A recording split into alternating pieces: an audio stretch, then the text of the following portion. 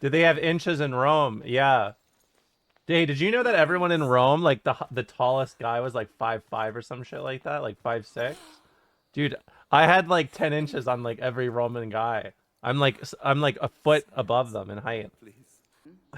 You would have been a warlord. Yeah, I'm 6'3", 6'2", 6'3". Yeah, biblical Goliath is like 6'6". I'm almost as tall as biblical Goliath. Have you thought about that? If Marius saw me, I would have been some. I actually would have been a warlord lady. Actually, you're right. Why is she playing this game? What are you guys talking about? You guys, what? I thought you guys wanted to play this. It was me, boss. Oh, it was M. Costler. I know, M. Costler. They've been around a long time. I gotta supply my chatters. Not like that. I made it sound like I'm their drug dealer, but I didn't mean it like that. I meant it like I have to give them. I have to stream games for them. Why did you say? Why did you say you sly dog? I don't like it when you guys call each other sly dogs in my chat. It weirds me out. You sly dog? You sly dogs? You sly dogs? What would you say was the slyest dog in the Roman Empire? I don't know. That's a tough question. I mean, there's a recorded account of Marc Antony calling just saying like, why are you mad at me for fucking Cleopatra? You be going around fucking everyone, Augustus. There's actually a recorded, there's an actual, did you know that actually? Could I tell you a little bit of history? Hold on, can I pause? Okay. Let me explain something to you. There's a recorded account in history, and I'm not joking, of a letter during the Civil War from Marc Antony to Octavian, and it's super ham. Marc Antony's final letter. I'm writing you to apologize. What am I saying? I have no need to apologize. This whole mess is your fault. Do not try to pin the rift on me like you always did. Everything was my fault. Caesar would not have died if I were a psychic. We would not have needed the help of Agrippa at Sicily if I had just 10,000 more soldiers. And Octavia, where to start with that wench?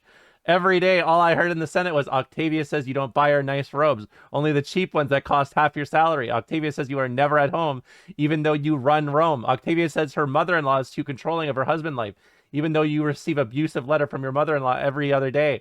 I am glad to be rid of the woman. That is the one nice thing about Cleopatra. All her relatives are dead. And this is a real letter, by the way.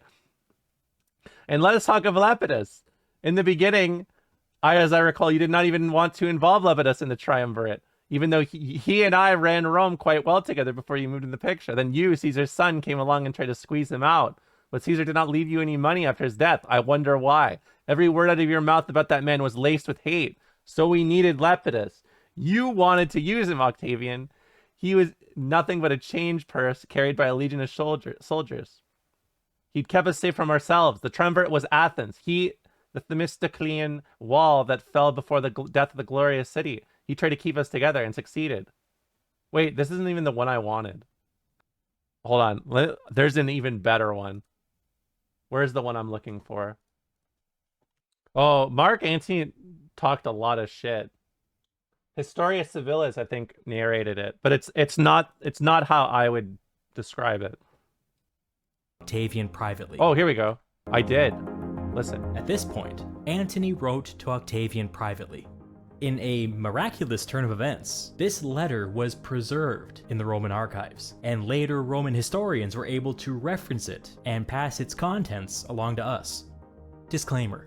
I looked into it, and Antony's letter is written using the vulgar and low-class version of certain words, and so any faithful translation should be vulgar and low-class. It's very vulgar, extremely. He talks big-time shit. A lot of translations don't do this. They use poetic or flowery language, but those translations are misleading, and the reason that they are misleading is that academics are a bunch of prudes. True, by the way. In the interest of accuracy, I'm going to use a few naughty words, and then in the interest of my own prudishness, I'm going to bleep them. This is Antony.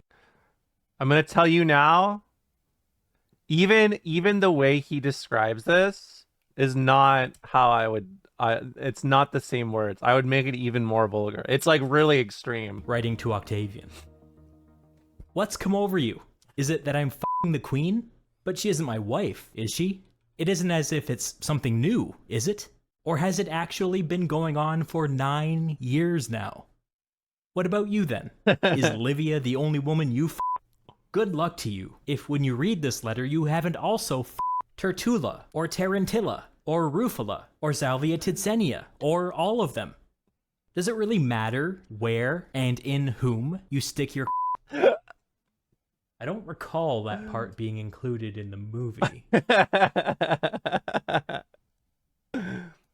He unironically, and I think that's the most accurate part of it, he says, does it matter who and what you stick your dick in? And that's probably the one-to-one line that I would describe that as. Anyways, let it be known, you sly dogs in Rome. Streamer can run. Streamer can run. Streamer can run.